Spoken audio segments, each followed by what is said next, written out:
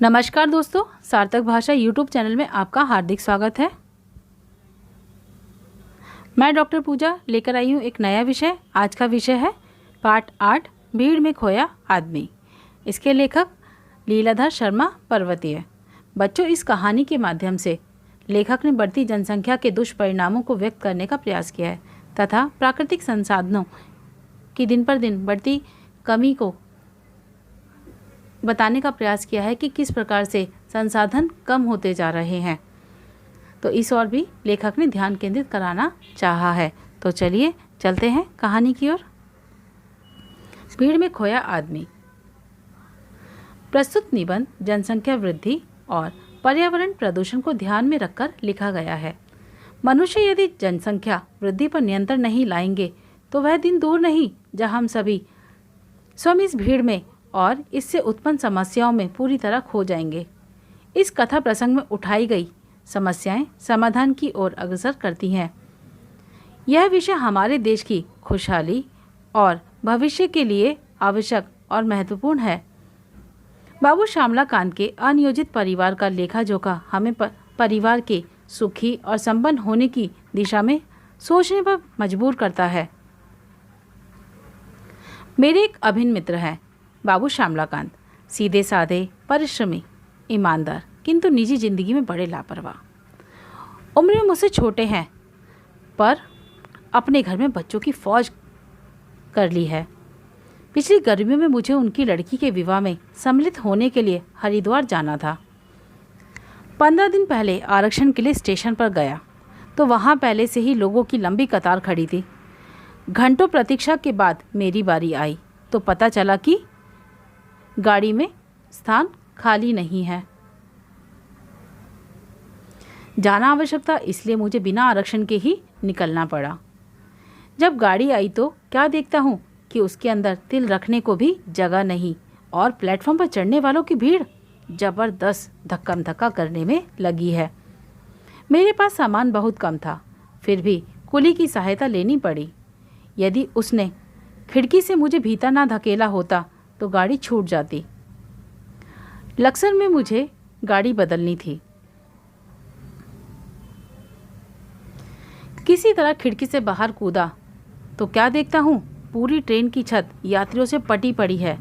सोचता हूँ अपने प्राणों को भीषण संकट में डालकर ट्रेन की छत पर यात्रा करने के लिए लोग क्यों मजबूर हुए।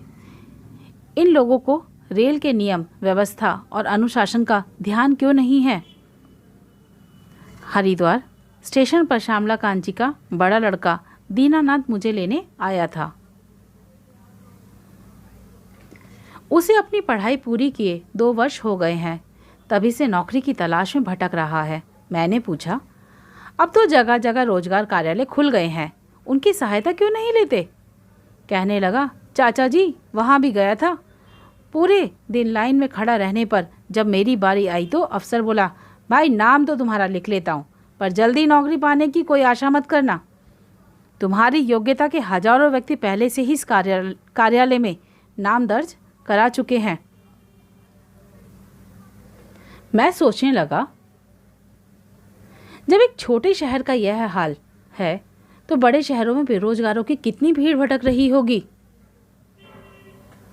घर पहुंचा तो छोटे से मकान में सामान की ठूसम ठास और बच्चों की भीड़ देखकर मेरा दम घुटने लगा।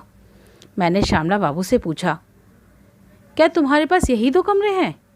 वे बोले, क्या करूं मित्र, 2 वर्ष पहले इस शहर में आया था, तभी से मकान की तलाश में भटक रहा हूं। शहर में चक्कर काट काट कर जूते घिस गए। निराश होकर जब थक गया तब साल भर बाद मकान के नाम पर यह सिर छिपाने के लिए गली के अंदर यह छत मिली है। शहर पहले की तुलना में कई गुना फैल चुका है। दूर दूर तक नई कॉलोनी बन गई है, फिर भी मेरी तरह ना जाने कितने लोग मकानों के लिए भटक रहे हैं। हमारे देश में बढ़ती हुई आबादी का ही यह दुष्परिणाम है। जनसंख्या बढ़ रही है, मकान और खाद्यान्न घट रहे हैं। उसी समय श्यामला जी की पत्नी जलपान लेकर आई। उनके पीछे उनकी 3 छोटी लड़कियां और पल्ला पकड़े 2 लड़के। मैं उनकी दुर्बल काया और पीला चेहरा देखकर स्तब्ध रह गया। मैंने पूछा, कब से अस्वस्थ हैं? डॉक्टर को दिखाकर इलाज नहीं करा रही हैं क्या? वे फीकी मुस्कुरा दी। बोली, भाई साहब, इतने बड़े परिवार में हर रोज़ कोई ना कोई बीमार ही रहता है। डॉक्टर को दिखाने अस्पताल गई थी, पर अस्पताल में आजकल रोगी और उनके संबंधी मधुमक्खी के छत्ते की तरह डॉक्टर को घेरे रहते हैं।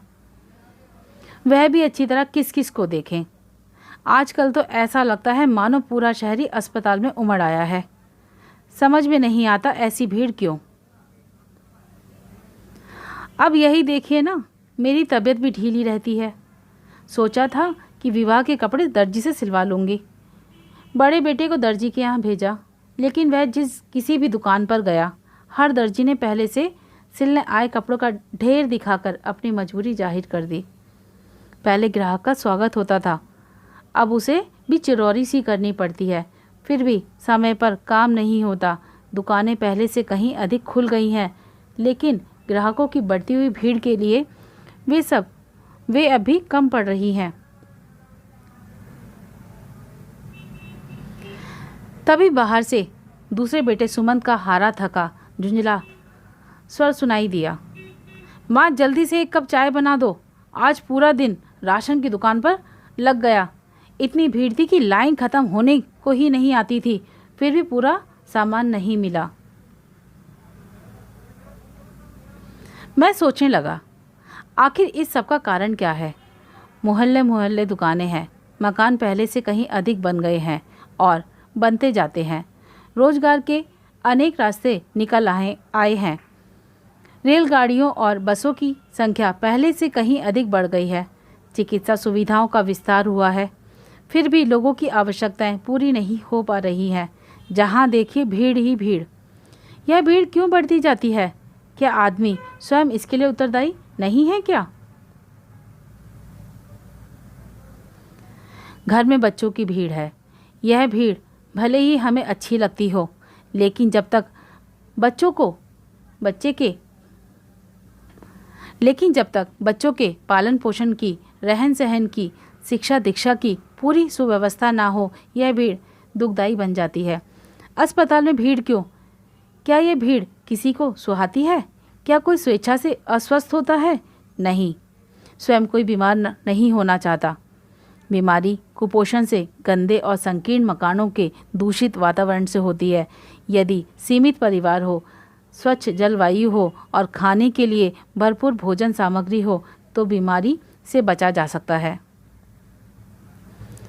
रेल बस में भी भीड़ का कारण बढ़ती जनसंख्या है।